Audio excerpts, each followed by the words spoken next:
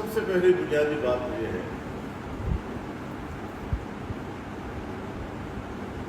کہ جو ذمہ داری کسی کو دی جاتی ہے وہ ذمہ داری خود اس انسان کے اندر ایک تبدیلی آتی ہے۔ اگر میں جماعت کا عام رکن ہوں تو عام رکن کی حیثیت سے میرے اندر کے احساسات ہیں اور مجھے اس کا پورا احساس ہوگا کہ میں ایک رکن ہوں، میں جماعت کی خواہی میں بات کر سکتا ہوں، کوئی حکم مل گیا تو اس پر عمل درآمد کر سکتا ہوں، لیکن آگے میں اتنا بڑا نہیں ہوں کہ میں جماعت کو چلاؤں یا جماعت کو میں کوئی اپنی رائے پر زور دوں۔ لیکن جو ہی آپ کو ایک منصب ملتا ہے، ایک ذمہ داری ملتی ہے، تو اسی ذمہ داری کے حوالے سے آپ کے اندر کے احساسات بھی تبدیل ہوتے ہیں۔ اب آپ سوچتے ہیں کہ میں رکن نہیں ہوں، میں اب ناظم ہوں، میں اب نائب صدر ہوں، امیر ہوں، جو بھی عہدہ آپ کے حوالے ہو جاتا ہے، تو اپنی توانائیاں، اپنی صلاحیتیں آپ نے اس ذمہ داری کے تحت استعمال کر دی۔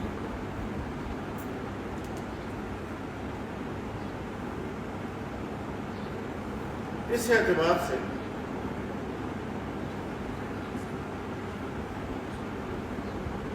ایک یہ کہ اللہ تعالی نے انسان کی جو جبلت اور انسان کی جو فطرت اور طبیعت تخلیق کی ہے، وہ انسانی معاشرے کا مل جل کر رہنا ہے، یعنی انسان مدنی طبع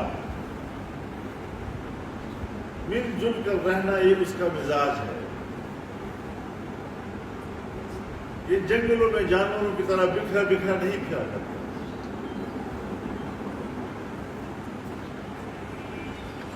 کہ وہ اکیلے اپنے ہی پیٹ کی فکر میں رہے اور اس کا نہ کوئی رشتہ دار، نہ کوئی محلہ، نہ کوئی قوم، نہ کوئی قبیلہ، نہ کوئی اجتماعی زندگی۔ تو رب العالمین نے بھی اسی اجتماعی زندگی کے حوالے سے تعلیمات دی ہیں کہ آپ نے اس اجتماعی زندگی کو کیسے گزارنا، آپ نے مل جل کر کیسے رہنا ہے۔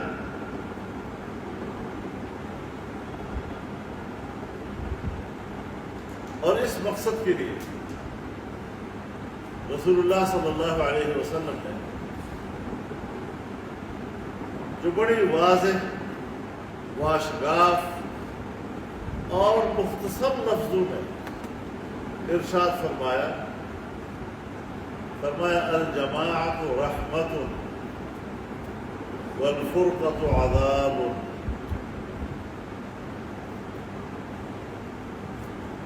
جماعت،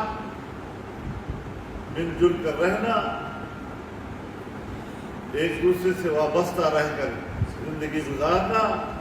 یہ ہے رحمت، اور تفرقہ بازی، بکھرنا، یہ تو معاشرے کے لیے عذاب ہے، عذاب۔ اور پھر اسی لیے حکم دیا علیکم بالجماع والقطاع۔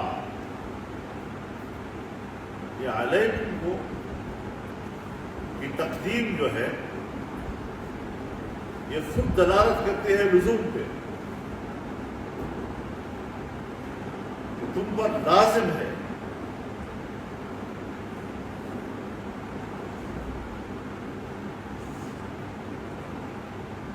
کہ تم جماعت زندگی اختیار کرو، اور تم پر لازم ہے کہ اطاعت کرو۔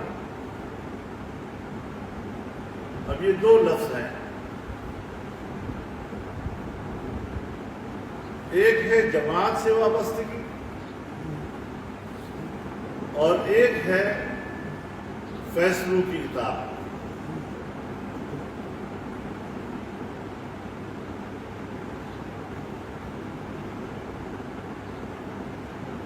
جماعتوں کا جو تصور ہے وہ جامع نظریات کی بنیاد پر ہوتا ہے، ورنہ پھر ہم انجمن ہیں، دکانداروں کی اپنی انجمن ہے، کسانوں کی اپنی انجمن ہے، کارخانے داروں کی اپنی انجمن ہے، مزدوروں کی اپنی انجمن ہے، دو چار مسئلے ان کے اپنے ہوتے ہیں اور اسی کی گرد وہ گھومتے رہتے ہیں۔ لیکن اگر ملکی سطح پر آپ ایک جماعت ہیں تو پھر ایک جامع نظریے پہ ہمیں ایمان لانا ہوگا۔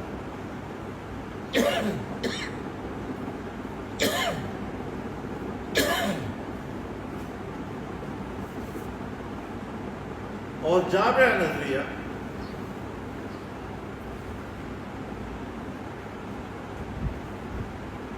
اس حوالے سے جناب رسول اللہ صلی اللہ علیہ وسلم کی تعلیمات، پھر آپ کا حیات طیبہ اس کا نمونہ، پھر خلافت راشدہ،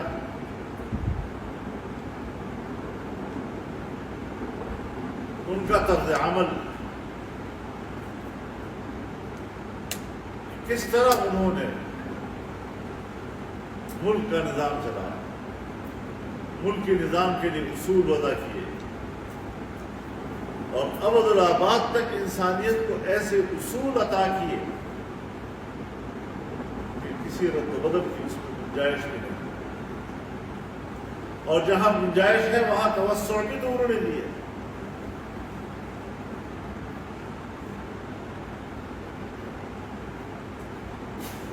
اب جامع نظریے کی بنیاد پر جب ہم جماعت میں شامل ہوتے ہیں اور ہم سمجھتے ہیں کہ یہ جماعت حق ہے، ہم نے اس کا منشور پڑھ لیا ہے، منشور بالکل قرآن سنت کے تابع ہے، اور جمعیت علماء اسلام کا جو منشور ہے یہ تو خالصتاً ان اکابر علماء کرام نے تیار کیا ہے کہ جس کے ایک ایک شق قرآن حدیث سے بھی ہمارے بزرگ تھے مولانا محمد مراد صاحب رحمہ اللہ سنکھر کے، وہ چونکہ اس مجلس کے رکن تھے جس مجلس نے جمعیت کا منشور بنایا، تو میں نے ان سے ایک سوال کیا، میں نے کہا حضرت مجھے اتنا بتا دیں کہ جب آپ لوگ جمعیت علماء اسلام کا منشور بنا رہے تھے تو تمام ائمہ مجتہدین کی آراء سے استفادہ کرنے کا آپ لوگوں نے طے کیا، ان سے استفادہ کیا، یا کہ صرف فقہ حنفی سے؟ وہ مسکرائے بھی اور کہا کہ بہت اچھی بات آپ کے ذہن میں آ گئی، یہ بچا کہ آپ نے سوال کر دیا۔ تو فرمایا ہم نے اصول یہ بنایا تھا کہ منشور کی تشکیل میں ہم تمام ائمہ مجتہدین کی آراء سے استفادہ کریں گے، لیکن منشور مکمل ہو گیا اور فقہ حنفی سے باہر جانے کی ضرورت نہیں پڑی۔ ایک ایسا منشور آج آپ کے ہاتھ، اور منشور مستحکم دستاویز ہو۔ دستور میں تو ہم سادہ اکثریت سے تبدیلی کر لیتے ہیں، لیکن منشور میں تبدیلی لانے کے لیے ذرا شرائط سخت ہوتی ہے۔ مثال کے طور پر فقہا کی فقہی اجتہادات ہیں، اس میں مختلف مجتہدین کی آراء مختلف ہوتی ہیں، اختلاف کی گنجائش میں ہوتی ہے۔ کئی اماموں کے اختلاف میں ایک امام کے قول پر فتویٰ دے دیا جاتا ہے کہ عمل اس پہ کرو، تھوڑا اس سے اوپر جاتے ہیں تو سنت کا معاملہ آ جاتا ہے۔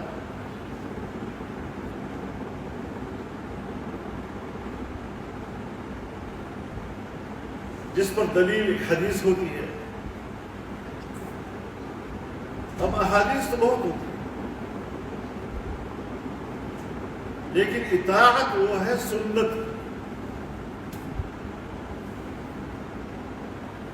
علیکم بسنتی، میری سنت پر عمل کرنا لازم ہے، وسنت الخلفاء الراشدین، یعنی آپ کا معمولی زندگی کیا ہے، تو معمولی زندگی کو اپنانا، لیکن اگر اس سے ہٹ کر کوئی حدیث موجود ہے تو اس پر اگر ضرورت پڑ گئی عمل کرنا جائز ہوگا، حدیث ہے، لیکن معمولی زندگی کیا بنانا، منہج زندگی کیا ہوگا آپ کا، تو وہاں پر بھی علماء بحث کرتے رہتے ہیں، بحث کی گنجائش ہوتی ہے۔ اگر حدیث مختلف آ جائیں تو تطبیق کا راستہ اختیار کیا جاتا ہے، اگر تطبیق ممکن نہ ہو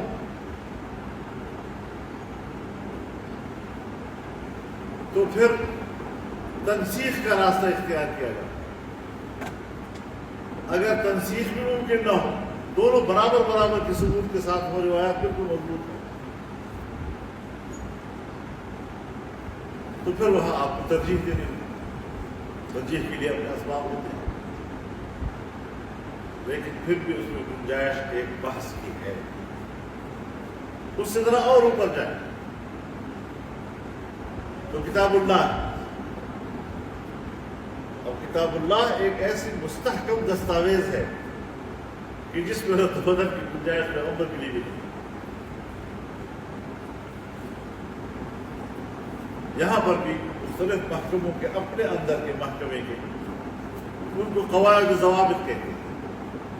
محکمے کی مرضی ہے جب اس میں کوئی تبدیلی کرے، اس سے اوپر جائے تو قانون سازی ہے، تو قانون سازی ادارہ خود نہیں کر سکتا، قانون ساز ادارہ کرے گا، لیکن اس میں ترمیم بھی سادہ اکثریت سے ہو سکتی، لیکن جب ملک کی کانسٹیٹیوشن کا مسئلہ آتا ہے، آئین کا مسئلہ آتا ہے، تو اس میں ذرا استحکام و دوام چاہیے، روز روز کی تبدیلی نہیں ہونی چاہیے، تو اس میں تبدیلی کی ضرورت ہو تو 2/3 اکثریت چاہیے اس میں، اس طرح آسان بھی نہیں ہوتا۔ اس لیے ہمارے پاس بھی جو منشور ہے وہ جماعت کی ایک مستحکم دستاویز ہے، اور یہی وجہ ہے کہ دوسری پارٹیاں جب الیکشن آتا ہے تو انتخابی منشور کا اعلان کر دیا، بھائی انتخابی منشور آپ کا ہر زمانے میں اپنا منشور ہوگا، لیکن جمعیت علماء اسلام کا جو منشور ہے ہمارا ہر الیکشن کے لیے منشور ہے۔ تو لوگوں کے مزاج کو دیکھ کر ہم کچھ باتیں نئے انداز سے کر دیتے ہیں، اس کو میڈیا والے کہتے ہیں انتخابی منشور کا اعلان کرتے، کوئی انتخابی منشور نہیں ہوتا، انتخابی منشور ہمارا ایک ہی ہے جو عام حالات میں بھی ہے اور الیکشن میں بھی۔ تو اس اعتبار سے جو ہماری جماعتی زندگی ہے، اگر جامع نظریہ صحیح ہے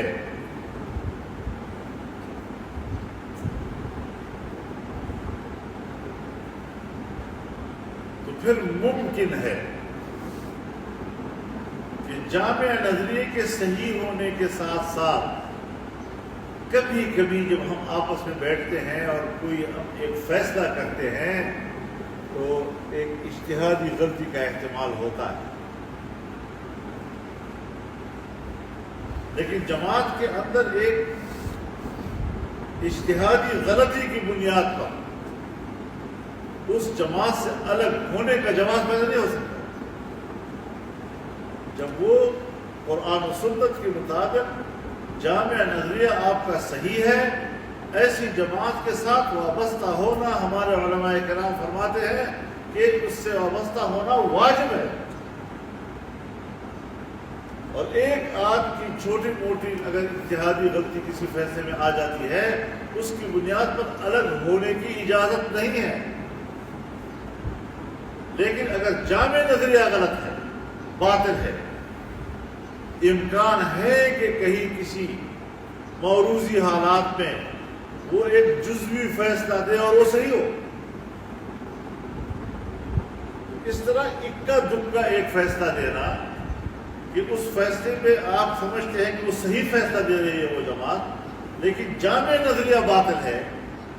اس جماعت سے الگ رہنا واجب ہے، اور ایک آدھ اچھے فیصلے کی وجہ سے اس میں شامل ہونا ناجائز ہے۔ اور یہ جواز اور وجوب اور عدم جواز، یہ جو الفاظ ہم استعمال کرتے ہیں، یہ اس لیے کہ رسول اللہ صلی اللہ علیہ وسلم نے خود جو الفاظ فرمائے ہیں اس میں لزوم تھا، اور لزوم دلالت کرتا ہے وجوب پہ۔ اب ایک ایسی جماعت ہمیں اللہ تعالیٰ نے عطا کی ہے، مجھے بڑی حیرت ہوتی ہے بعض اوقات۔ ہمارے دستور میں ہے کہ کوئی امیدوار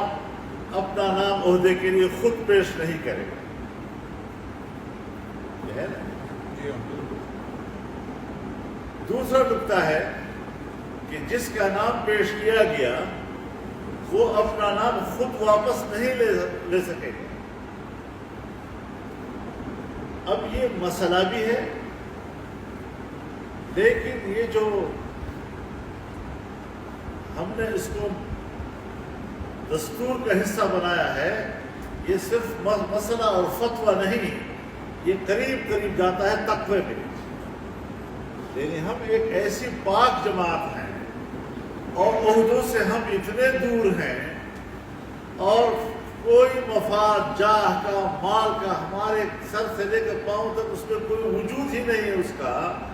لہذا اگر کہا جائے کہ اپنا نام خود پیش کرو تو کبھی پیش ہی نہیں ہوگا، اتنے پاک لوگ۔ اور اگر ہمارا نام کوئی اور لے اور پھر مجھے اختیار ہو کہ میں اپنا نام واپس لے سکوں تو شاید ہمیں کوئی عہدیداری نہ ملے۔ اب آپ کا دستور جو آپ کے عہدے کے لیے یہ دو شرطیں لگاتا ہے کہ نہ آپ اپنا نام خود پیش کر سکتے ہیں، اور نہ اگر آپ کا نام کسی نے پیش کیا تو خود واپس لے سکتے ہیں، اس کا جو معیار ہے وہ معیار کیا ہے؟ اور ذرا ہم آپس میں جو بیٹھے ہیں وہ ذرا اپنے گریبان میں جھانک لیں، ہمارا عمل اور جماعت کا دستور اس میں کتنا فرق ہے، بہت مشکل کا فرق ہے۔